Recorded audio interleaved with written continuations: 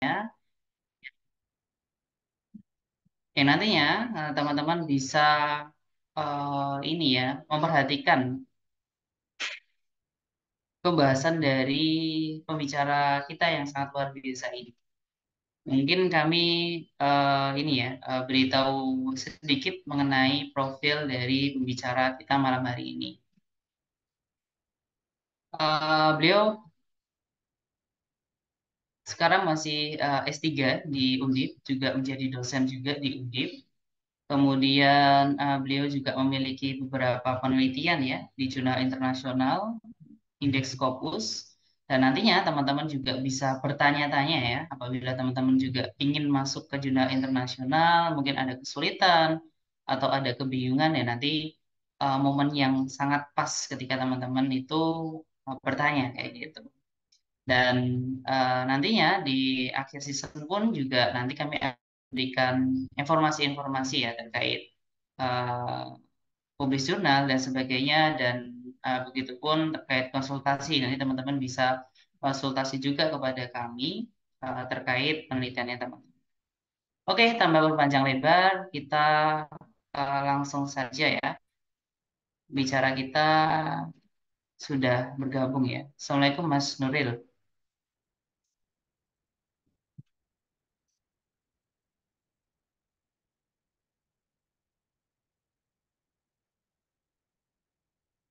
Sudah bisa terdengar suara saya?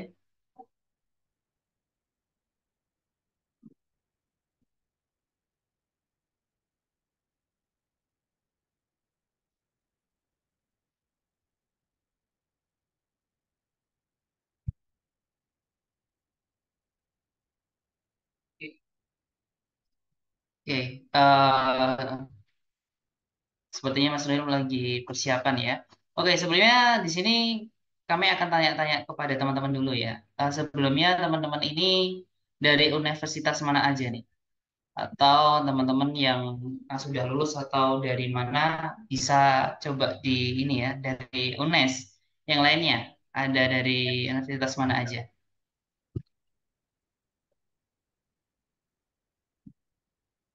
Oke, dari Undana Kupang. Kemudian yang lainnya bisa sambil kita perkenalan ya, dari Undip juga ada yang dari Undip. Oke, yang lainnya Oke, Undip, dari Uniba, dari Undip, Universitas Padang, dari UNS juga ada gitu ya, macam-macam. Yang lainnya dari universitas mana aja ini? Oke, dari Undip, oke, ada Undri juga. Udah kedengaran? Oke, sudah bisa, Mas Ben? Bisa kedengaran ya? Oke, ya sudah terdengar. Bisa langsung di share screen berarti ya, Mas Nuril. Dicoba dulu. Iya, bentar ya. Oke, dari UIN Jakarta gitu. Yang lainnya ada lagi?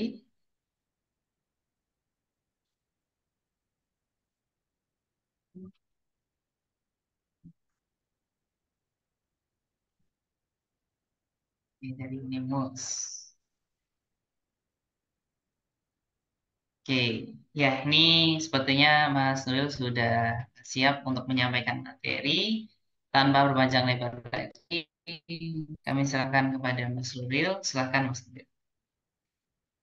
Oke, Assalamualaikum warahmatullahi wabarakatuh. Selamat malam. Ya, walaupun kemalaman ya, nggak apa-apa.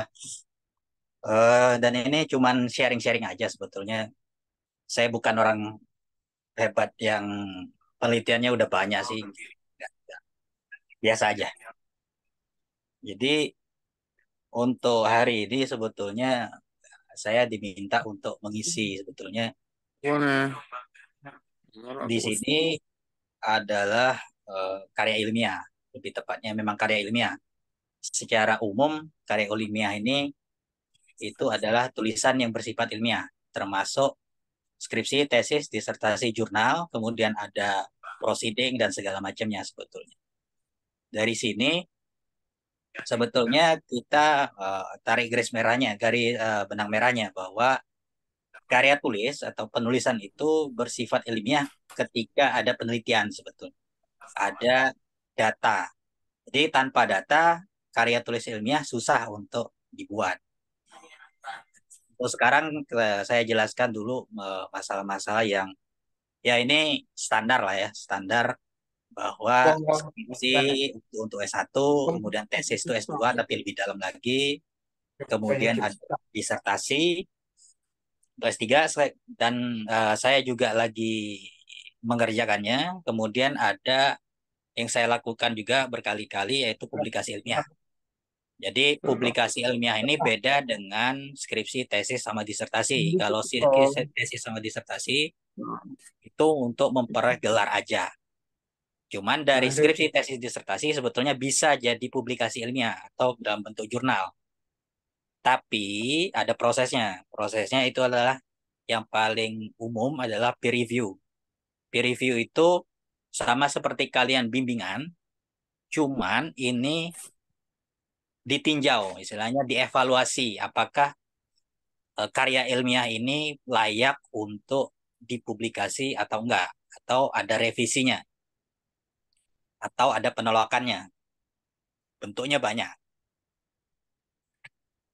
Jadi ya, seperti saya bilang bahwa bedanya jurnal dengan yang tadi itu, yang sebelum-sebelumnya skripsi, disertasi, tesis, itu adalah dia tidak ada evaluasi artikel dari para ahli. Jadi ahli ini kalau jurnal internasional pasti ahlinya di berbagai dunia, di belahan dunia, semuanya begitu.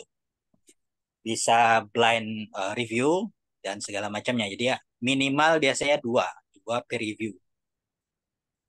Ini prosesnya memang agak rumit ya, cuman harus dipelajarin benar-benar sebetulnya. Cuman lama-kelamaan akan terbiasa. Nah, ini sebetulnya indexing. Indexing ini ya hanya untuk ngecek bahwa jurnal itu bagus atau enggak. Dia punya mutu atau enggak. Karena indexing ini salah satu faktor yang bisa dicek kebenarannya. Ya, kalau kita bicara Indonesia, sebetulnya kita punya Sinta Jurnal. Jadi peringkatannya itu ada 1 sampai 6. Kemudian dia dimulai dari 6 biasanya, yang paling rendah, sampai Sinta 1. Sinta 1 itu biasanya sudah masuk jurnal internasional. Jadi jurnal nasional itu bisa masuk internasional jika sudah Sinta 1. Gitu. Baru nanti indexingnya nanti baru ke Scopus. Scopus ini indexing yang paling terkenal. Jadi ada yang lain, jadi kayak Copernicus segala macam itu ada yang lain sebetulnya. Cuman yang paling populer, yang paling banyak digunakan adalah Scopus. Scopus itu untuk indeksnya itu kuartil. Kuartil 1 sampai 4. Jadi kuartil 4 itu paling rendah, kuartil 1 yang paling tinggi.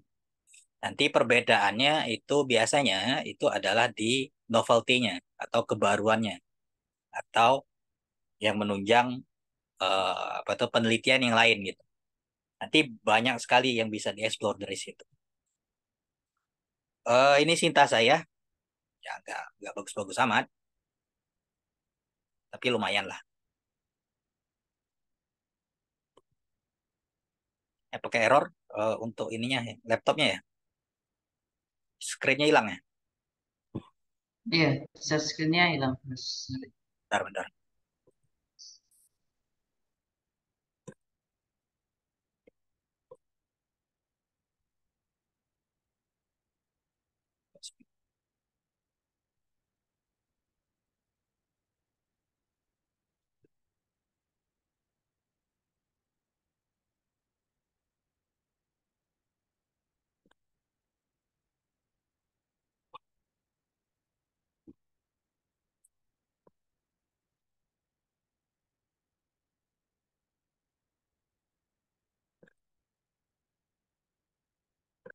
Ini error ya. Bentar ya. Saya masuk lagi.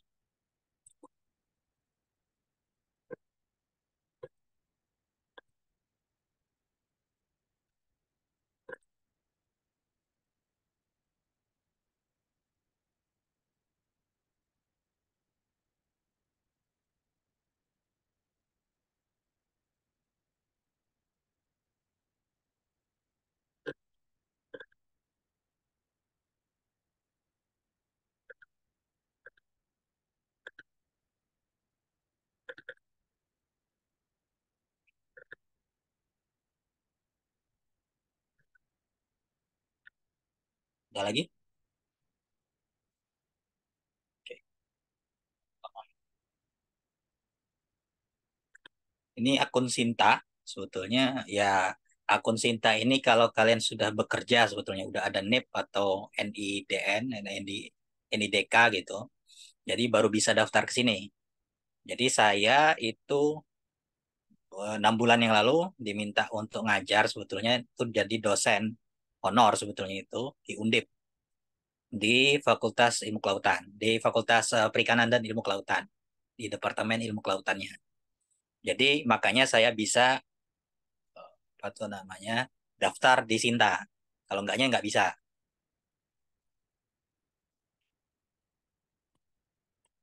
Nah ini Researchgate saya sebetulnya nggak bagus-bagus amat, ya, standar lah untuk saya mulai penelitian itu tahun 2018, mulai publikasi itu 2019. Jadi setelah saya S1, saya mulai melakukan penelitian dan Scopus saya pertama itu tahun 2018. 2019 karena ini publikasinya mulai 2019. Ini Scopus saya ya biasa aja standar gitu. Cuman kalau Scopus ini bisa sama ResearchGate tadi itu bisa dibuat oleh siapapun. Kalau ini hanya untuk apa tuh? Kalau kita sebagai dosen atau sebagai peneliti, promonya itu juga harus ada gitu karena kita akan bergantung pada citasi dan juga pada reading. Contohnya yang ResearchGate tadi, itu kan ada interest gitu, hak indeks dan segala macam. Biasanya yang dilihat itu adalah hak indeksnya. Nah, saya juga ngelola jurnal, pasti ngelola jurnal baru terbit dua kali, isunya 2 kali, dan baru dapat di SSN bulan Desember kemarin, bulan Desember atau November kemarin. Di ada DOI juga segala macam. Jadi semua proses gitu. Kalau jurnal prosesnya lebih agak ribet daripada yang sebelumnya. Yang kayak skripsi, disertasi, tesis itu kan cuma internal. Biasanya ya berhadapan dengan dosen, kuliah, bikin bikin apa tuh, paper dan segala macamnya. Kalau ini beda di apa tuh? Biasanya sih beda di babnya ya. Kayak ini bab 1 sampai bab 5 itu biasanya di skripsi dan tesis dan ini nggak ada bab 2. Kita balik kenapa apa itu penelitian? Penelitian itu sederhananya cuma ngambil data untuk nah ngambil data dari ide-ide gitu. Dan ide itu harus berdasarkan masalah. Sebetulnya penelitian itu sebetulnya untuk menyelesaikan masalah dan memberi solusi gitu, dari penelitian. Penelitian itu sifatnya ilmiah. Jadi ada pengulangan, ada dan segala macamnya. Karena dibutuhkan itu supaya ada validasi data gitu. Makanya ada pengulangan dan segala macamnya. Kemudian ada ditambah statistik untuk memperkuat argumentasi gitu. Sebetulnya tujuannya sebetulnya lebih ke arah dia pembangunan keberlanjutan. Jadi penelitian itu meningkatkan peradaban sebetulnya. Jadi masalah-masalah di pendidikan, masalah kemiskinan, masalah kelaparan, segala macam itu sebetulnya solusinya itu ada di penelitian. Seharusnya. Karena penelitian ini mencari sesuatu solusi dari masalah yang terjadi. Contohnya ini. Jadi kita kan punya masalah dengan energi konvensional misalnya. Energi yang membuat asap di mana-mana, di polusi di mana-mana. Jadi solusinya kita melakukan penelitian ke arah energi terbarukan, energi yang polusinya sangat sedikit. Contohnya penggunaan windmill, gitu, kincir angin untuk energi listrik, gitu. Kemudian menggunakan panel surya dan segala macam. Jadi paradigma kita berubah dari penelitian. Jadi budaya juga berubah biasanya. Kemudian ya ini, teknologi itu merubah cara hidup. Jadi teknologi itu atau penelitian yang menghasilkan teknologi baru kayak 5G kemarin. Kayak dulu 4G, kemudian 5G gitu. Internet makin cepat, kemudian ada komponen nano komponen segala macam gitu. Jadi dari komputer yang dulunya besar menjadi kecil, semuanya merubah. Jadi dari awalnya kita bermain games itu di luar gitu. Tapi sekarang udah ada di HP, udah ada di komputer atau di laptop. Yang dulu kita harus ke perpustakaan untuk baca-baca buku, sekarang udah ada di HP, ada di laptop gitu. Jadi mempermudah sebetulnya untuk melakukan aktivitas asing. Tapi ada dampak negatifnya juga. Jadi itu yang harus diperhatikan. Peneliti juga harus merhatikan itu.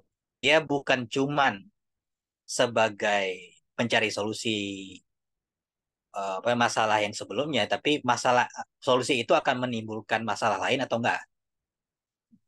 Karena itu harus diukur juga. Contohnya, kalau saya bidangnya lebih ke arah eh, tambak udang misalnya. Saya harus tahu juga kalau harga tambak udang itu semahal itu, saya harus tahu ngitung gitu, cost dan juga harganya. Nanti pada saat slide berikut-berikutnya nanti ada penjelasan. Kemudian ada peningkatan efisiensi, nah, aku bilang tadi. Jadi karena robotik atau IT itu mulai berkembang, jadi banyak sekali hal-hal yang mempermudah hidup gitu. Walaupun ini akan harus diimbangin ya. Teknologi harus diimbangi dengan pengguna teknologinya. Kalau pengguna teknologinya itu juga sama, percuma inovasinya, teknologinya. Makanya peneliti itu harus memiliki ilmunya. Nah, caranya gimana? Tadi pertama, ya pasti penelitian itu berasal dari metode, berasal dari ide baru yang dituangkan ke metode nanti. Jadi, dan ini pun solusinya belum pernah terpikirkan. Jadi, peneliti itu seharusnya membuat novelty ke depan, bukan mengulang penelitian sebelumnya. Itu bedanya sebetulnya. Cuman kalau untuk skripsi, tesis dan disertasi, terutama skripsi sebetulnya. Skripsi itu boleh mengulang karena sifatnya skriptif, belajar nulis. Jadi kebanyakan penelitian akan mengulang penelitian yang sebelumnya. Tapi kalau tesis udah mulai mengembangkan teori baru. Kalau disertasi benar-benar pure teori baru yang harus dikembangkan. Karena saya juga masih kuliah S3 sekarang. eh, jadi saya harus kembangkan teknologi baru untuk bagaimana udang itu bertahan pada penyakit. Jadi itu bahasan lain lagi. Kemudian eh, adaptasinya. Kita harus fleksibel dan adaptif gitu. Karena penelitian itu, apalagi di lab ya, itu harus adaptif. Karena situasi ada yang nggak kita duga. Kita berencana A, tapi tahu-taunya hasilnya B. Itu kan kita harus fleksibel gitu, menerima hasilnya. Ya, hasil yang nggak sesuai dengan teori dasar gitu. Itu yang harus diperhatikan. Biasanya data yang paling saya senangi itu adalah data yang memang apa tuh namanya jarang menyinggung teori yang biasanya, yang umum gitu. Itu paling senang karena pembahasannya akan gampang. Kalau dia datanya itu sama terus, pembahasannya jadi bosan, membosankan. Itu aja yang ditulis. Jadi kebanyakan data harusnya bukan disengajain untuk biar berbeda dengan teori, enggak. Kita harus metodenya straight, harus harus lurus gitu. Metodenya harus benar-benar sesuai dengan kaedahnya. Kalau nggak sesuai dengan kaedahnya itu bukan data yang bagus istilahnya. Data yang bagus nanti ada lagi kriterianya. Jadi banyak sekali kriteria yang harus diperhatikan. Yang pertama itu pasti ya data. Data yang bagus itu gimana? Pertama, kalau datanya itu bilangan, biasanya datanya itu harus ada pengulangan. Pengulangannya itu harus standar deviasinya kecil. Baru bisa disebut data bagus. Kemudian, kalau standar deviasinya terlalu gede, itu biasanya ada data-data yang eh, kalau kami bilangnya error gitu. Ada margin error di situ. Dan itu datanya nggak bisa dipakai. Baru ke antar disiplin. Sebetulnya ini yang penting sebetulnya. Penting juga untuk kita tahu bahwa sudah di universitas, biasanya itu tidak cuma satu ilmu, antar disiplin. Biasanya. Saya ditambah udang, misal saya ditambah udang, saya belajar tentang bukan cuma satu aspek gitu. Jadi kalau di kelautan tuh misalnya biologi aja atau kimia aja, ini enggak. Ini harus semuanya. Kimia ya, biologi ya, karena kita nggak tahu faktor mana yang mempengaruhi. Makanya datanya harus diambil secara cukup, bukan banyak ya, cukup. Karena kalau terlalu banyak kita juga bingung. Ini faktor yang mana yang mempengaruhi. Data banyak pun itu susah kita untuk membreakdown istilahnya faktor mana yang berpengaruh. Kemudian ini yang mesti diikutin juga karena bidang penelitian itu makin lama makin dalam, makin mengkerucut memang, cuman makin rumit. Pemahaman mendalam ini didapat dari membaca. Bisa membaca itu lewat buku, lewat jurnal yang berkaitan, atau lewat review jurnal. Jadi yang paling gampang itu biasanya tuh review jurnal. Tapi ini agak ini ya, agak berbahaya, cuman nggak masalah. Kebanyakan jurnal Indonesia itu kebanyakan fake secara referensi. Ya saya sudah beberapa kali menemukan ada referensi yang dibuat-buat istilahnya di jurnal Indonesia. Jadi kebanyakan nanti terlalu berbahaya untuk kita citasi karena itu pernyataan bohong istilahnya. Cuman dimasukkan ke sana karena reviewnya itu tidak ketat. Karena review Indonesia kalau Sintanya masih Sinta 456 biasanya ngejar kuantitas bukan kualitas. Nah, kalau dia udah Sinta 3421 sudah ngejar kualitas. Jadi biasanya dicek satu persatu referensinya. Apakah dia memang bicara tentang itu atau enggak. Makanya sangat disarankan untuk mencari jurnal-jurnal yang Scopus, di Science Direct, terutama sih kebanyakan. Jurnal-jurnal yang sudah terindeks Scopus biasanya sudah reviewnya sudah bagus gitu. Jadi untuk fake data atau fake untuk referensi itu sangat sedikit sekali. Kalau mau nge-track fake atau enggaknya si data tersebut, itu track aja jurnalnya. Biasanya kalau jurnal Indonesia kebanyakan dari buku, buku Indonesia. Nah, buku Indonesia biasanya kebanyakan susah untuk mendetek untuk kita mengambil citasi dari situ. Kalau banyakkan buku Indonesia, karena gini, buku itu dibikin dari kebanyakan adalah opini-opini. Ada data, cuman opininya lebih banyak daripada yang seharusnya. Jadi dia biasanya teori umum. Sedangkan jurnal itu akan berdasarkan hasil. Jadi untuk mencitasi jurnal, yang paling aman adalah mencitasi hasilnya. Bukan mencitasi latar belakangnya, mencitasi metodenya, dan segala macamnya. Kalau metode, itu harus ngambil referensi yang dia pakai. Dia pakai yang mana. Kemudian ini sih sebetulnya biasa sih untuk mendorong kreativitas. Jadi ada inisiatif-inisiatif baru di pertengahan penelitian. Biasanya penelitian itu saya lakukan biasanya ke SPK-nya atau surat keputusan penelitian itu kan di Maret sampai Desember. Jadi prepare-nya itu setahun karena ada faktor ya X yang menjembatinya karena itu hasilnya berbeda, itu yang harus ditangkap dulu. Karena kalau saya penelitian biasanya walaupun saya pakai misalnya 3 sampai 5 pengulangan, saya nanti ulang penelitiannya 2 kali atau 3 kali. Apakah dia menunjukkan hal yang sama atau enggak?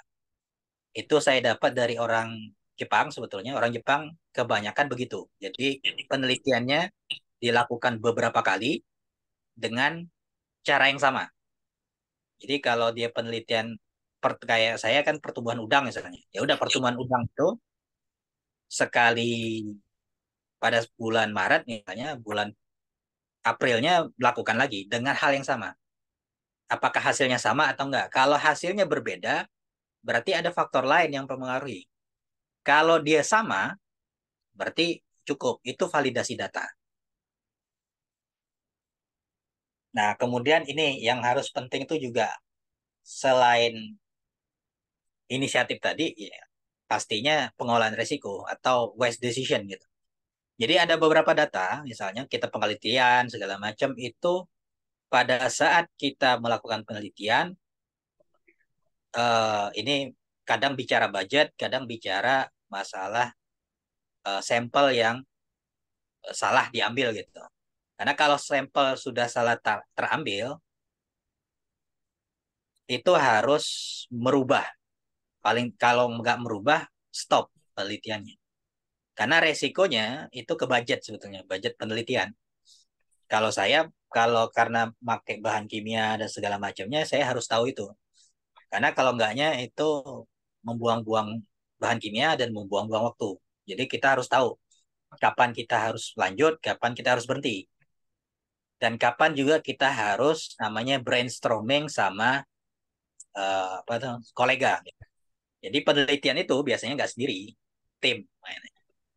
Saya dengan dosen saya melakukannya dengan tim gitu. Walaupun cuma berdua, bertiga gitu, itu tim. Kalau ada masalah di pertengahan jalan di penelitian, ya udah brainstorming, diskusi. Kemudian ada beberapa yang bisa meningkatkan faktor penelitian. Contohnya itu adalah pelatihan-pelatihan sebetulnya. Di lab biasanya, kalau saya sih di lab itu pasti ada pelatihan-pelatihan khusus supaya penelitian itu lebih kuat lagi. Atau ada alat baru yang datang gitu. Atau pelatihan tentang ya seperti ini tadi. Pelatihan tentang menulis segala macam itu kan salah satu fasilitator supaya penelitian dan penulisan itu terjadi. Jadi lebih rate suksesnya lebih besar gitu. Nah, kemudian ini yang penting tuh di sini juga. Itu adalah keberlanjutan. Karena penelitian itu harus membuat roadmap, roadmap penelitian. Jadi penelitian itu berkelanjutan. Jadi tahun sekian biasanya itu penelitian dasar. Kalau di sini ada yang sebetulnya dosen juga atau yang mendekatin itu biasanya tahu itu ada skim penelitian di DRPM. Itu ada dasar, ada terapan, ada hilirisasi. Jadi semuanya berproses. Jadi penelitian dasar itu kita menguji mana yang solusi yang paling efektif. Yang paling efektif itu nanti diterapkan. Apakah bisa diterapkan di skala semi massal atau massal? Kalau bisa nanti produknya yang itu jadi produk hilirisasi. Nanti ada kadereka segala macam itu ada. Nah, di situ perlu adanya konsistensi dan persistensi. Persistensi itu konsistensi tapi berjalan gitu. Jadi konsistensi terus, konsisten terus. Kalau nggak ada itu susah, karena akan bosen. Sama kalau kayak nulis skripsi atau nulis itu nggak bisa angin-anginan gitu. Sekali hari ini nulis, besok enggak, nulis enggak, harus terjadwal semua.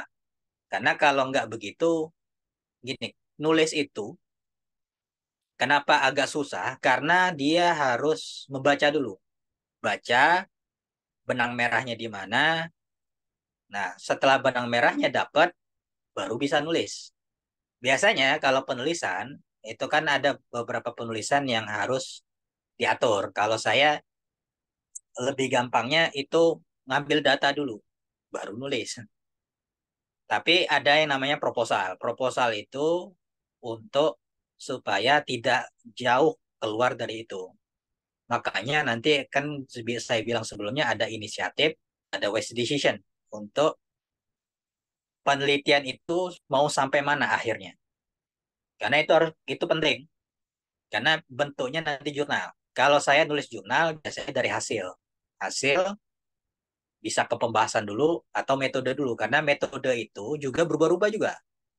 Metode biasa berubah di lapangan. Biasanya tipenya modifikasi lah. Karena ada misalnya beberapa bahan yang tidak ada di sini, adanya di luar negeri. Banyak. Ada alat yang nggak bisa di sini, adanya di luar negeri. Tapi kita punya alat yang lain, tapi hasilnya mirip. Itu juga boleh dipakai. Jadi banyak sekali yang mesti diatur gitu dalam penelitian. Ini contoh penelitian sebetulnya yang biasanya saya pakai. Mas, penelitian itu mulainya dari masalah. Saya bilang sebelum di awal, mulainya dari masalah. Peneliti itu orang yang senang buat masalah sebetulnya. Masalah ini contoh masalahnya. Masalah ini masalah global, yaitu adalah masalah prediksi dari tahun 2024 sampai 2100. Ini prediksi penduduk di dunia. Jadi 2024 ini udah 8 miliar. 10 miliar nanti 2100 nanti. Kemungkinan besar. Tapi kita nggak tahu. Nah, dari sini, dari penduduk yang banyak, butuh makan yang banyak. Kalau mau makan sehat, itu kebanyakan protein. Banyaknya. Nah, dari protein ini, ya saya kasih solusi. Nah, solusinya apa? Itu adalah udang faname. Udang faname ini menyumbang sekitar 56% protein dunia. Karena tambahnya memang luar biasa gitu, produksinya luar biasa. Ini sumber protein yang bagus dan juga ada antioksidan yang lumayan tinggi yaitu astaxanthin. Astaxanthin itu 2,5 kali lipat lebih tinggi daripada vitamin C. Jadi solusi dari penduduk yang makin banyak adalah makanan makin nambah. Walaupun pada saat sekarang itu ekspor kita keluar itu masih kurang, walaupun sangat tinggi. Nah ini Indonesia jadi 46.612 ton atau sekitar 49 triliun ya ininya produksinya dalam 1 tahun 2021. Jadi ini sangat luar biasa sebetulnya untuk ini. Nah dari sini saya buat latar belakang kenapa saya mau melakukan penelitian ini. Pertama tadi masalahnya apa? Oh masalahnya kekurangan makanan karena penduduk makin banyak. Solusinya adalah tambah udang. Tambah udang ini adalah solusinya. Tapi bagaimana cara meningkatkan produksinya? Itu yang jadi pertanyaan. Sedangkan tambah udang sendiri, nah itu punya berbagai macam penyakit. Nah ini masalah lagi. Jadi ada masalah, ada solusinya, tapi ada masalah lagi di solusi tersebut. Jadi ada penyakit misalnya di virus dan vibrio gitu di di perairan Indonesia dan sangat masif gitu. Jadi kematian massal karena ini, gagal panen karena ini banyak sekali. Jadi dari sini, dari masalah ini kan masalah sekali ini. Baru saya nambah solusi lagi, solusi yang baru lagi. Karena penelitian itu selalu begitu. Nanti ada masalah, kasih solusi. Nanti solusi itu akan ada masalah lagi yang lain. Jadi nutupin semua masalah-masalah yang ada. Nah, kalau saya, ini salah satu penyakitnya. Nah, ini Vibrio, itu dampaknya luar biasa. Kerugiannya bisa sekitar 43 miliar US dollar. Dan Indonesia termasuk yang paling berbahaya. Jadi masalahnya sangat masif sekali untuk tambak udang ini. Sementara penduduk kita makin lama makin banyak, tapi pemenuhan protein dari tambak udang sendiri makin lama makin turun karena banyaknya penyakit. Jadi solusinya bagaimana caranya meningkatkan itu ya udah bagaimana caranya udangnya tahan dengan penyakit. Ini sebetulnya solusi sekarang. Solusi sekarang bakteri-bakteri kayak gitu penggunaannya untuk antibiotik. Ini solusi sebetulnya, cuman bermasalah lagi. Masalahnya itu adalah resistensi terhadap obat. Jadi obatnya itu bakterinya itu nggak mempan lagi dengan obat-obat yang sekarang, antibiotik yang sekarang. Indonesia juga termasuk. Makanya masalah muncul karena uh, solusi sebelumnya. Sampai pada tahapan yang saya lakukan sekarang. Solusinya apa? Ya kalau saya sih gampangnya menggunakan produk kayak jamu gitu. Kalau di Indonesia jamu untuk memperkuat imunnya si udang supaya tahan penyakit. Kalau kita kalau udang nggak bisa divaksin, kalau manusia bisa divaksin, cuman udang nggak bisa. Makanya yang paling tepat itu adalah imun stimulan. Jadi mirip dengan vaksin, cuman dia nggak spesifik gitu. Jadi tahan terhadap semua penyakit. Sekali boosting semua penyakit. Kayak seperti kayak kalian minum jamu lah. Nah, ini juga salah satu solusinya ini ya nggak perlu lah. Nah, ini salah satu proses tadi saya bilang bahwa penelitiannya mulai dari kapan, prosesnya bagaimana. Ini kan roadmap sebetulnya, roadmap penelitian. Nanti prosesnya sampai mana. Kemudian kita kan selalu berharap bahwa penelitian itu jadi produk. Makanya nanti Mbak Karim itu menggunakan dua sih sebetulnya Kadereka sama kalau di BRIN itu saya lupa namanya. Itu untuk hilirisasi. Jadi produk-produk yang dari dosen-dosen kita, paten-paten dari dosen-dosen kita itu dijadikan produk dikerjasamakan dengan perusahaan-perusahaan yang sesuai. Jadi nanti universitasnya dapat royalti dari paten dan juga eh, apa itu namanya penulisnya juga dapat paten, dapat royalti dari paten, kemudian industrinya jalan gitu. Karena kalau nggak ada hilirisasi, idealisme kita tadi untuk menyelesaikan masalah itu jadi berbahaya. Nggak ada gunanya kita kita melakukan penelitian kalau nggak ada hilirisasi eh, solusinya tadi. Kalau solusinya mentok di penelitian, cuman di penelitian, ya mentok-mentok cuman publikasi gitu. Ya publikasi penting, cuman nggak lebih penting daripada hasilnya nanti, hasil dari penelitian tersebut. Ini salah satu contoh publikasi saya tahun 2023, udah lama sekali. Itu Q1 di jurnal Scopus Springer. Ya nggak terlalu bagus-bagus amat, tapi ya sudahlah, nggak apa-apa. Dan juga beberapa penelitian juga yang lagi jalan gitu. Kalau jurnal saya sendiri untuk Sinta saja itu delapanan, untuk itu Sinta 2 itu 7, Sinta 3 itu satu. Kemudian untuk Scopus itu sekitar 8, mau nambah 9 nanti. Kalau saya disertasi selesai juga nambah jadi 11 sebetulnya. Karena untuk saya lulus itu harus jurnal internasional 2. Ya saya menargetkan diri sebetulnya, tapi sebetulnya minimalnya itu internasional satu sama Sinta 2 satu. Tapi saya mau menargetkan diri supaya lebih tinggi lagi, yaitu adalah 2 internasional jurnal Scopus. Ya itu aja sih sebetulnya sharingnya. Kalau saya kembalikan ke moderator. Oke, sangat luar biasa ya penyampaian dari Mas Nuril ya gitu. Terkait pengalamannya Mas Nuril juga ya terkait penelitian dan sebagainya. Mungkin dari teman-teman nih ada yang mau ditanyakan terkait penelitian ataupun terkait Scopus juga silakan boleh bertanya. Nanti kalau misal mau bertanya langsung bisa raise hand terlebih dahulu ya. Silakan teman-teman yang ingin bertanya.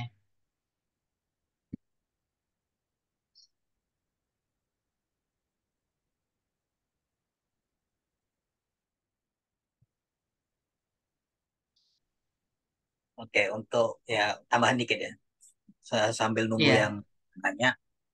eh Sebetulnya Scopus ini jurnal internasional yang nembusannya tergantung dari data sebetulnya.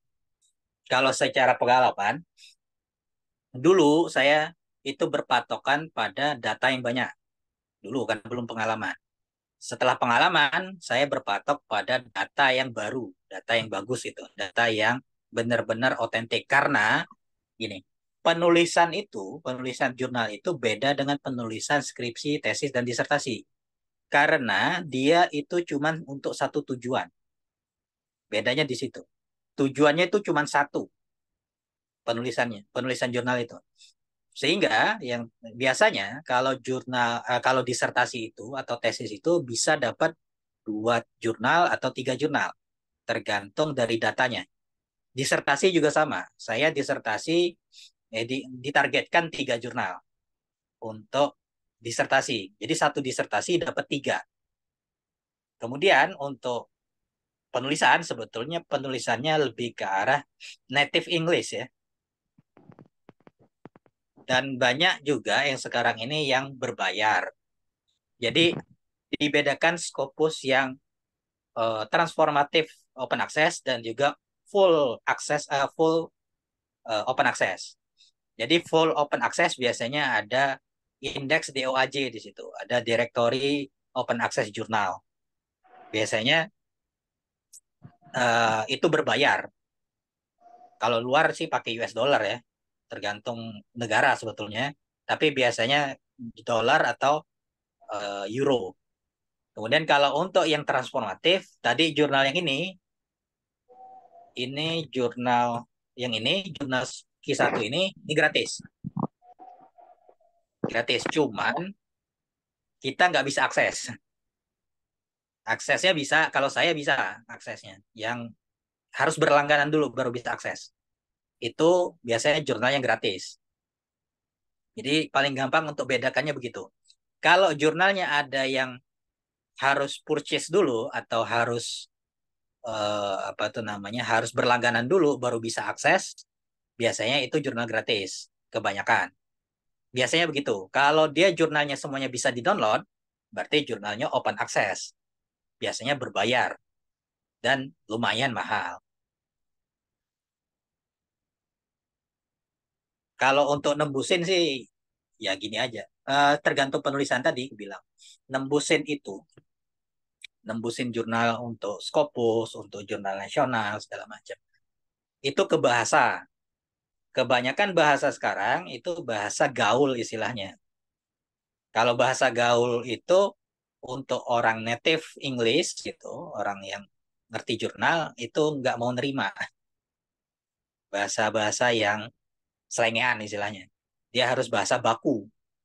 Nah, bahasa baku pun dia harus punya slang dari uh, keilmuannya, bidang keilmuannya. Kalau saya menggunakan kata imun stimulan, mereka udah tahu. Jadi mereka udah tahu kalau saya menggunakan kata imun stimulan, kata apa itu namanya, udang dan segala macamnya. Nah, itu ada pertanyaan kayaknya. iya, ada pertanyaan di sini. Jadi dari Amalia, saya bacakan nih. Izin bertanya, Pak, untuk jurnal Predator, seperti apa ciri-ciri rumah jurnalnya? Soalnya sering FYP promo menerbitkan jurnal, ternyata Predator.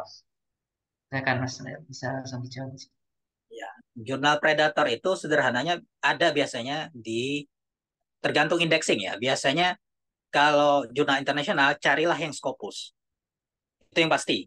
Kalau dia udah Scopus untuk jadi predator itu sangat kecil sekali. Karena dia yang ngurusin jurnalnya. Karena kalau untuk masuk, saya juga bukan cuma nerbitin jurnal, cuma saya juga ngelola jurnal yang tadi saya bilang tadi. Ngelola jurnal itu, kalau jurnal predator biasanya bayarnya mahal, cepat, kemudian reviewnya nggak ada peer reviewnya. Jadi langsung lolos saja. Dan indeksnya nggak banyak. Dia juga nggak punya cross ref biasanya. Biasanya itu ciri-cirinya di situ. Kemudian ada beberapa website yang bisa kita cek bahwa di situ ada itu jurnal predator atau bukan. Ada websitenya. Saya lupa nama websitenya apa, tapi ada website website khusus jurnal predator dan calon predator. Itu ada dua. Calon yang sudah dijustifikasi predator, yang kemungkinan besar predator. Itu ada juga. Kalau untuk mau nyari aman sih Scopus ya. Scopus itu pasti di di apa tuh namanya? Diurus. Karena untuk dapat indeks Scopus itu sangat susah sekali. Karena nilainya ini ngomong nilai jurnal ya. Nilai jurnal dengan nilai apa kualitas jurnal itu diperhatikan semua. Jadi kalau kita mengajukan indexing ke Scopus, ke Science Direct, itu ada beberapa kali review juga. Jadi kita ngirim dokumen ke mereka dalam bentuk online, kemudian dicek itu apakah itu adalah jurnal yang bagus untuk diindexing atau enggak, karena ada nilainya tertentu. Contoh pertama adalah berapa kali dia terbit, konsisten dia terbit, kemudian AMN Scope. AMN Scope tuh jurnal apa dia, melenceng nggak jurnal dia sama tujuan dia bikin jurnal itu. Karena kalau dilihat AMN Scope punya saya misalnya tentang bioteknologi, tapi saya masukkan jurnal itu jurnal sosial, nggak nyambung. Nah itu juga dicek gitu. Makanya kalau mau carinya apa menghindari jurnal predator, carilah jurnal yang indeksinya bagus. Kemudian kedua sudah masuk SJR. SJR itu Isimago Journal Ranking. Itu biasanya udah Scopus semua, cuman impact faktornya yang dilihat. Cuman kalau sekarang impact faktor itu banyak kan fake sih ya.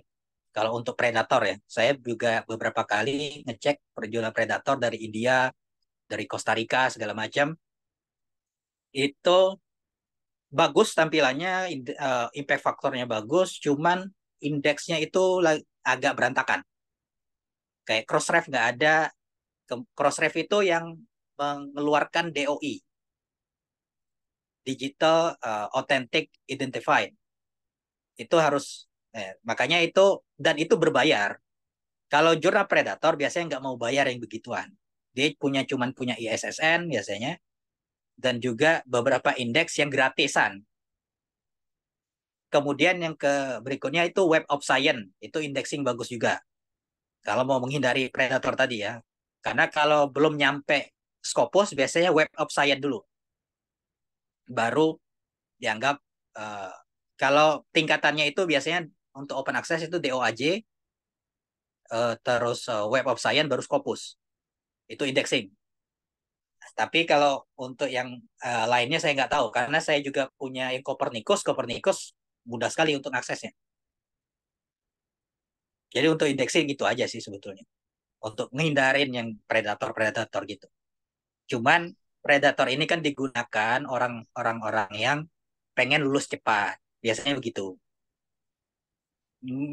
Salah nggak salah sebetulnya. Cuman data kita akan hilang. Percuma kita penelitian bertahun-tahun, nanti jurnal predator itu makin beberapa kali itu hilang. Jadi jurnal senior saya ada yang hilang di jurnal predator. Tapi dia pengen lulus aja itu bayar sekitar 6 jutaan di jurnal India waktu itu, apa Bangladesh gitu. Karena ada beberapa tempat yang sebetulnya sudah mulai di blacklist. India, Bangladesh, sama satu lagi saya lupa. Karena di mereka itu nggak terlalu bagus untuk dimasukin jurnal. Sabah, saya lupa sih satunya lupa. Karena itu udah mulai di blacklist ya istilahnya. Ya gitu aja sih sebetulnya kalau untuk predator jurnal sih. Baik, terima kasih Mas Ril. Pertanyaan selanjutnya, saya dan Kofi ya dari Unair. Mau tanya untuk proses submit dan sampai publish di Springer Q1 itu bagaimana? Soalnya ada konverter ke latex itu bagaimana ya? Sebetulnya converter ke latex itu nggak wajib. Jadi gini, jurnal itu akan selalu minta manuskrip. Manuskrip yang punya template masing-masing. Itu aja dipenuhin. Karena template Springer itu sebetulnya nggak bisa kita download. Bisanya kita cek di websitenya. Jadi kita nulisnya manual. Untuk latex sendiri sebetulnya aku nggak pakai latex. Saya pakai dokumen biasa. Jadi prosesnya gini, submit itu prosesnya biasa, dia cuman minta ya Word-nya aja, kemudian apa tuh author segala macam, jurnalnya ini sudah dipublikasi atau belum, pakai third party atau enggak, pakai AI atau enggak kalau sekarang. Karena sekarang jurnal-jurnal Q1 kayak Springer itu tidak boleh pakai AI untuk pengambilan data, kecuali memang jurnal untuk AI. Kalau saya kan arahnya ke eh, apa tuh namanya marine bioteknologi. Nah, marine bioteknologi itu pakai AI untuk pengambilan datanya itu tidak diperbolehkan secara masif. Benar-benar dia jadi autor tuh nggak boleh. Bolehnya dia cuma sebagai penerjemah. Itu ya boleh. Prosesnya sederhana, submit kayak biasa, ya di login, ya, daftar, login, kemudian masukkan apa yang mereka butuhkan. Biasanya mereka butuh eh, apa itu namanya declaration of interest pasti. Apakah data itu benar-benar data yang kalian ambil atau enggak? Kemudian datanya itu ada konflik enggak? Konflik of interestnya. Ada konflik ya? Misalnya datanya itu punya teman kalian, tapi kalian ngaku-ngaku punya punya data kalian. Itu harus ada statementnya di jurnalnya. Kalau nggak ada statement itu biasanya ditolak. Kedua, kemudian kalau teman kalian menggugat, kalian bisa di blacklist. Teman kalian yang menggugat bahwa itu datanya punya dia, kalian bisa di blacklist dari jurnal. Bisa 5 tahun, bisa 10 tahun. Proses submitnya itu gampang sekali sebetulnya. Ikutin aja biasanya dia ada videonya untuk cara submit gitu. Bentuknya Word, kemudian author contribution. Jadi ada beberapa author di situ, kontribusinya apa aja. Apakah dia tukang nulisnya, atau dia tukang ketiknya, atau dia tukang analisis data, itu ada semua. Jadi komplit dia. Kalau formatnya, nah tergantung. Kayak saya pernah ke Elsevier, pernah Springer, Taylor and Francis, ke Willy, itu beda-beda semua manuskripnya. Dan itu harus dipelajarin pelan-pelan. Jadi nggak perlu buru-buru. Jadi cara penulisannya jangan buru-buru. Setelah kita submit, nanti nunggu chief editor ngecek. Ini screening pertama istilahnya, first decision. Jadi chief editor itu, kalau saya sebagai pengelola jurnal, pengen jurnal saya dimasukkan data yang bagus dan penulisan yang bagus. Pasti. Itulah screeningnya. Pertama. Jadi saya lihat chief editor itu ada dua. Ada yang chief editor, ada editor biasa. Nanti chief editor itu nanya ke editornya. Apakah apakah jurnal yang kalian masukkan ini adalah jurnal yang fit on propertiesnya bagus atau MN scope-nya itu masuk atau enggak? Pertama. Yang kedua, apakah jurnal ini layak atau enggak? Karena Q1, Q2 itu mintanya novelty full. Minta kebaruan full. Jadi biasanya diminta highlight. Kebaruan apa di penelitianmu ini? Itu harus di highlight. Yang mana? Kalau nggak ada kebaruan, pasti ditolak. Saya beberapa kali ditolak sih sebetulnya. Walaupun ada novelty-nya, tapi belum bisa mendukung novelty-nya. Ditolak untuk Q1 ini aja 2 kali. 2 kali saya ditolak di Elsevier. Kemudian setelah chief editor setuju, masukkan jurnal ini, barulah dikirim ke reviewer. Nah, reviewernya itu nanti nge-review jurnal. Saya juga pernah nge-review jurnal dan juga ngecek apakah jurnal ini, jadi nanti ada notes di situ per apa tuh namanya per kolom itu ada apa yang kurang dari jurnal ini. Apakah kurang data, apakah kurang tulisan, apakah dia nanya kayak seperti semacam penguji tapi bentuknya tulisan. Dia nguji aja, nguji uh, jurnalnya itu layak atau enggak. Nah, setelah itu reviewnya itu ini ada biasanya 2 review atau 3 review. Setelah itu dikirim lagi ke chief editor. Setelah chief editor itu terima reviewannya, dicek chief editor, ini layak atau enggak untuk diterbitkan atau enggak. Kalau dia layak, ini jarang terjadi, langsung diterbitkan itu jarang terjadi. Biasanya revisi. Nah, revisi itu ada yang mayor, ada yang minor. Mayor, revisinya banyak. Minor, revisinya dikit. Bisa jadi ditolak juga, di decline. Karena nggak memenuhi syarat dari reviewer tadi. Nah, kalau dia diterima, review lagi. Perbaikan reviewan. Jadi kita menjawab reviewan itu bisa jadi dia bukan mengoreksi dari teksnya, tapi dia mau ngecek kita tahu atau enggak eh, jurnalnya. Seperti kayak ujian aja, ujian ujian skripsi, ujian tesis, ujian disertasi gitu. Kayak ujian tapi bentuknya tulisan. Nah, setelah itu kita jawab-jawabin biasanya apa tuh namanya? Respon to reviewer, biasanya tulis di Word. Nah, setelah dijawab-jawabin semua pertanyaannya, baru dikirim lagi ke chief editor. Chief editornya setuju atau enggak dengan jawaban itu. Kalau dia setuju, dikirim lagi ke reviewernya. Makanya bolak-balik tuh. Dikirim lagi ke orang yang nguji tadi. Udah puas belum dengan tulisannya, dengan jawabannya? Kalau sudah puas, bisa diterbitkan. Kalau nggak puas, bisa dua, direvisi atau ditolak. Karena ada jurnal dari senior, senior dosen yang di UGM, itu ditolak karena reviewnya nggak puas dengan jawabannya. Kemudian datanya diminta nambah, tapi dia nggak bisa lagi nambahin data karena dia udah pulang waktu itu. Jadi ditolak. Nah, setelah ujiannya selesai, revisinya selesai, akan ada apa itu namanya acceptance gitu ininya. Ada letter of acceptance. Jadi ada surat bahwa jurnal ini diterima untuk diterbitkan. Nanti bedanya nanti manuskrip dengan publikasi beda nanti. Kalau manuskrip itu khusus untuk reviewer. Kalau publikasi untuk publish nanti. Makanya kalau lihat manuskrip dengan uh, aslinya itu beda jauh secara apa tuh namanya secara detailnya.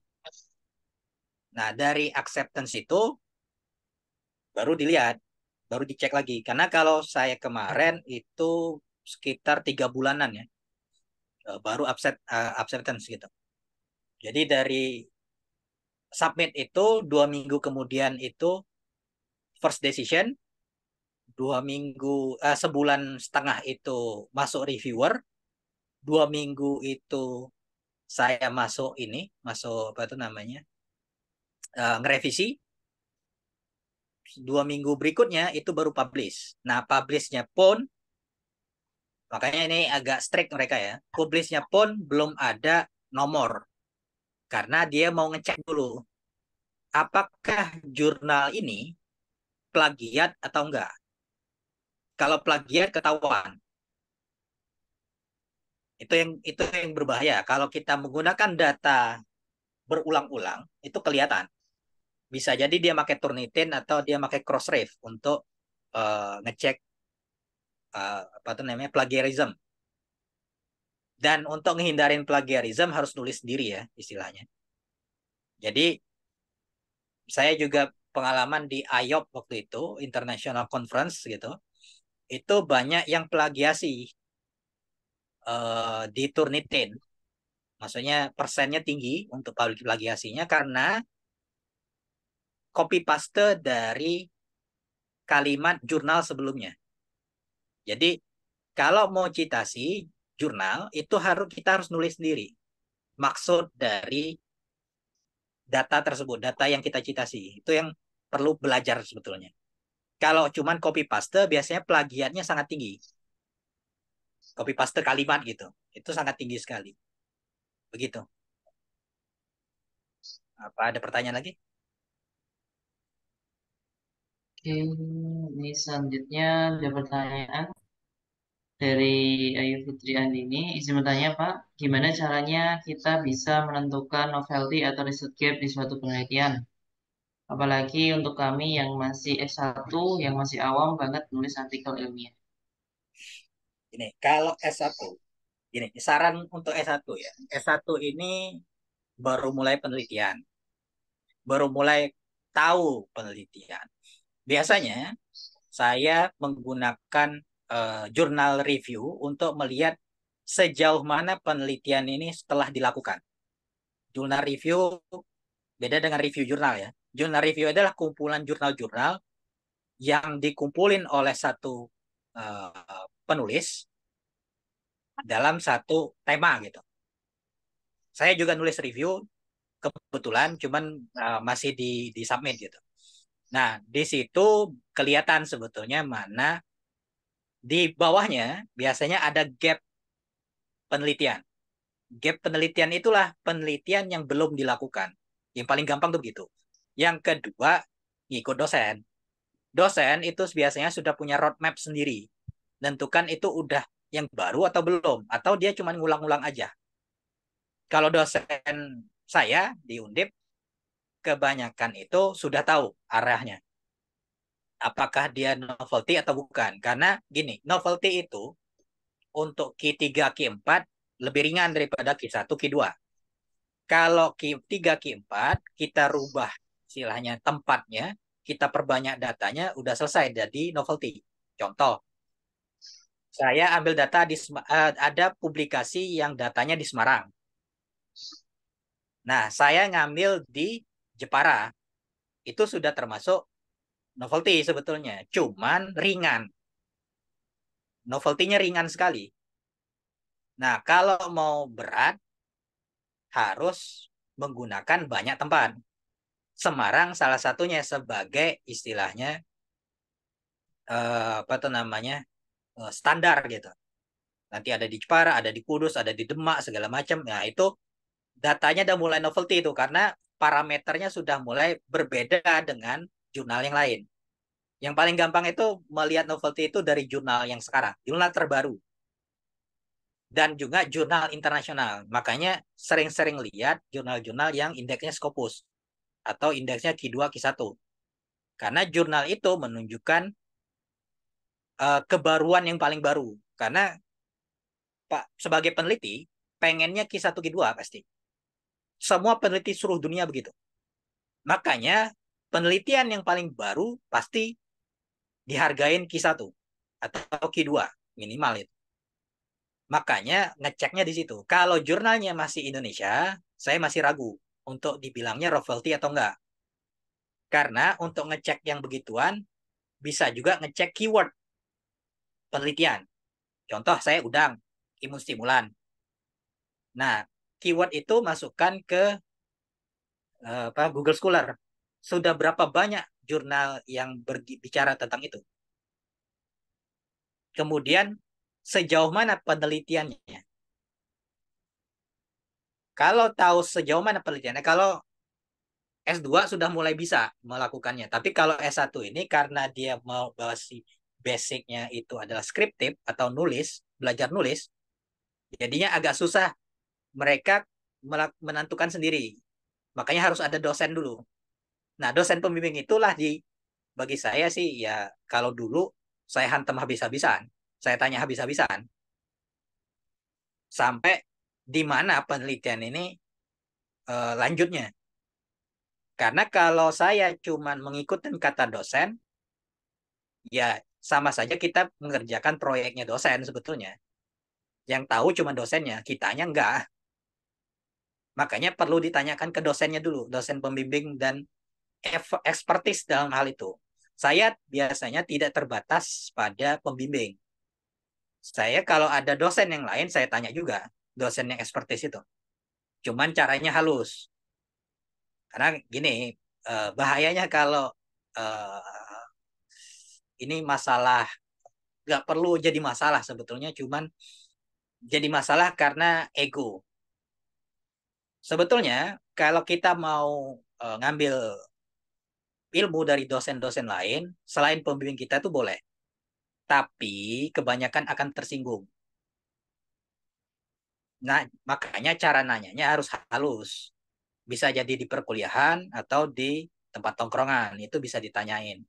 Atau kalian buka buka YouTube sekarang, cari seminar internasional. Biasanya juga di situ kelihatan penelitian terbaru arahnya kemana. Kemudian berikutnya bisa menggunakan channel industri. Jadi ada beberapa tempat, beberapa industri di video-video kayak YouTube segala macam itu uh, melakukan seminar atau pelatihan yang atau menjual produk baru yang baru mulai muncul nih ke permukaan. Jadi patternnya kelihatan. Itu banyak sekali cara nyari nyari hal baru tuh banyak sekali. Karena gini, saya juga nyari hal baru itu dari mengamati. Contoh, kalau lihat udang misalnya, udang dia lagi nggak apa-apa nih, tapi tiba-tiba sempoyongan. Nah, itu kan ada hal yang baru nih, yang mesti dicek. Kenapa? Nah, kata kenapa itu bagi peneliti kata yang luar biasa. Makanya bagi saya untuk penelitian itu saya mengamati untuk ngambil data yang tertulis dan tidak tertulis. Makanya saya kalau penelitian harus terjun langsung. Walaupun ada asisten-asisten dosen yang lain, misal contohnya banyak sih kalau saya mau ngupah, istilahnya mau minta tampilin data bisa. Cuman saya nggak bisa tahu di area tersebut apa nih datanya yang tidak tertulisnya. Karena ada beberapa data yang tidak bisa tertulis di lembar data. Contoh misalnya yang tadi aku bilang, eh, cuaca pada hari ini misalnya terlalu panas. Dan kita ngambil datanya, data pertumbuhan. Nggak masuk sebetulnya. Tapi karena kita tahu bahwa itu panas, istilahnya, panas terik gitu, kita masukkan ke memori kita. Atau kita tulis sendiri aja. Tapi kadang itu nggak bisa jadi data, apa tuh namanya, data si ininya tadi. Apa tuh namanya, data untuk skripsi atau untuk tesis, atau untuk disertasi, atau jurnal. Tapi kita paham. Nah, konsep itu tadi nanti masuk ke lab. Konsep tadi yang pemanasan tadi itu masuk ke lab dengan ya menggunakan panas buatan supaya mirip dengan kejadian aslinya. Makanya eksperimental itu tergantung dari lingkungan sekitar. Jadi eksperimen itu banyak macamnya. Nggak mesti ada di buku biasanya atau di jurnal. Biasanya saya bikin sendiri eksperimentalnya dengan pengalaman. Tapi lama-kelamaan itu akan jadi teori tersendiri. Jadi udah ada yang menyinggung teori tersebut, tapi belum sekompleks yang saya lakukan. Contohnya yang ini tadi, jurnal ini tadi.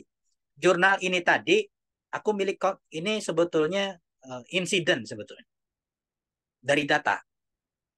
Awalnya saya pengen udang saya ini uh, apa tuh namanya, saya boosting penyakit setelah saya kasih imunnya. Setelah kayak saya kasih, tapi pada saat itu udang yang ini kena penyakit duluan sebelum saya kasih imunnya. Makanya saya adaptasi menjadi recovery rate, recovery. Bagaimana caranya merecovery yang sudah kena penyakit? Ujung-ujungnya ini jadi novelty-nya. Novelty-nya itu adalah udang yang udah berpenyakit, bagaimana cara kita untuk menyembuhkannya. Itu novelty-nya kalau di jurnal ini. Makanya masuknya Q1. Karena belum pernah ada yang melakukannya. Dan itu dari pengalaman. Dan itu dapatnya bukan dari buku, bukan dari jurnal, dari pengalaman penelitian aja. Atau pengalaman pada saat datanya gagal. Gagal pengambilan data bukan berarti gagal semuanya, enggak. Makanya harus ada evaluasi dan brainstorming tadi sama ketua peneliti atau pembimbing kita. Jadi kita bisa bimbingan itu bisa berjam-jam. Kalau saya sama dosen saya bisa 2 jam, 3 jam, cuman untuk bahas satu data yang kurang valid misalnya, atau data yang rusak. Ini kenapa terjadi? Apa faktor apa yang terjadi? Kalau faktornya ada yang baru, saya tambahin faktornya supaya ada yang kebaruannya. Jadi itu sesuai dengan pengalaman aja sebetulnya. Kalau untuk S1 nggak perlu terlalu dalam tanda kutip terlalu nge ngambil novelty yang berat, ngambil novelty yang ringan aja supaya bisa ditulis. Itu yang paling gampang. Gitu. Saya kembalikan ke moderator. Baik, ini saya sudah ada lagi, Mas Nuril. Mungkin untuk closing statement bisa memberikan motivasi, Mas Nuril, terkait penelitian, gitu, biar semangat penelitian. Kemudian juga tips mungkin ya, Mas Nuril ketika pertama kali mempublish di Scopus dan di indeks-indeks lain. Silakan, Mas. Eh, Mana ya? Kalau ini cuman ini aja. Sebetulnya penelitian itu sangat simpel dan sederhana sebetulnya. Tapi sabar. Intinya sabar. Sama jujur. Jangan memanipulasi data. Itu penting. Karena kalau kalian jujur, kalian sabar, kalian akan temu jalannya. Karena pasti mentok. Pasti. Kalau mentok itu pasti. Kalau nggak tahu itu pasti. Kalau bingung itu pasti. Kalau pusing itu pasti. Saya juga pernah kejadian berapa tahun lalu tentang ya penelitian yang gagal segala macam. Penelitian saya gagal itu 90%. 10%-nya berhasil. Walaupun 10%-nya itu belum tentu berhasil juga. Karena harus divalidasi tadi. Makanya dari kegagalan itu muncullah teori-teori baru, eksperimental-eksperimental baru yang genuine dari kita sendiri, bukan dari jurnal atau dari orang lain gitu. Kemudian kalau untuk nulis sih sebetulnya ya belajar nulis itu kalau di sekarang di YouTube udah banyak ya, udah banyak sekali bukan untuk kiat ya, tapi ya kalau ada kesempatan sebetulnya ada formulasinya untuk bikin latar belakang, untuk metode gitu, ada untuk hasil pembahasan gitu, bagaimana cara untuk supaya ini sesuai kaidah ilmiah. Karena banyak sekali di kita, misal menggunakan tabel aja. Tabel itu ada kaidahnya, nggak boleh sembarangan. Dan itu mesti belajar gitu. Jadi bagi saya sih sebetulnya yang mau terjun ataupun yang mau lulus, yang pastinya tadi jujur, sabar, sama konsisten. Jangan kita gini, eh ini kejadian ya saya asisten dosen sebetulnya awalnya ngurusin skripsi juga, ngurusin penelitian juga. Jadi saya ngurusin semua. Bagi saya ngambil data itu gampang, tapi nulisnya yang susah. Nulisnya hilang-hilangan. Jadi konsisten tadi. Jangan sampai hilang. Dosen itu kalau dia udah kalian hilang, udah nggak mood. Kalau mau lulus cepat, pantengin dosennya. Itu yang paling gampang sih. Kalau saya sih mantengin dosen terus di depan kantor ya. Kalau saya lagi mau bimbingan gitu. Itu yang paling gampangnya sih.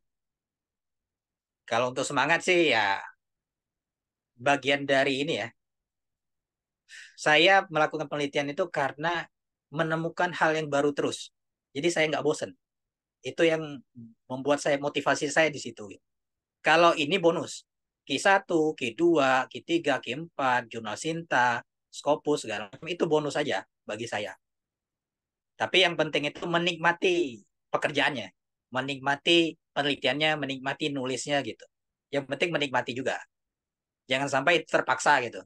Kalau sebagai mau jadi sebagai pekerjaan gitu. Kalau mau lulus ya tadi ya gitu aja.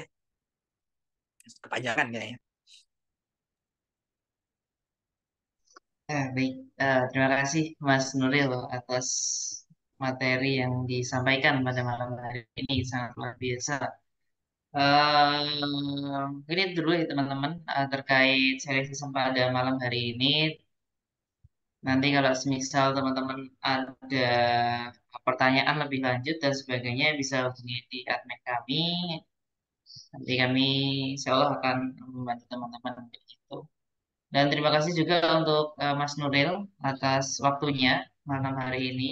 Dan terima kasih juga buat Bapak, Ibu, dan teman-teman peserta yang sudah join ya, sudah bergabung pada sharing pada malam hari. Insya Allah kita akan rutinkan kayak gitu ya. Setiap satu pekan kita akan adakan webinar yang pastinya webinar yang sangat bisa bermanfaat kayak gitu ya bagi kita semua. Nanti teman-teman juga Bapak Ibu dan teman-teman bisa mengusulkan juga yang sebaiknya kita angkat kayak gitu ya. Mau mau mengangkat materi apa, silahkan nanti kami coba untuk memfasilitasi. Mungkin itu aja dari saya. Saya mewakili dari Sobat Mahasiswa. Kurang lebihnya mohon maaf. Sekian. Wassalamualaikum warahmatullahi wabarakatuh. Waalaikumsalam. Waalaikumsalam.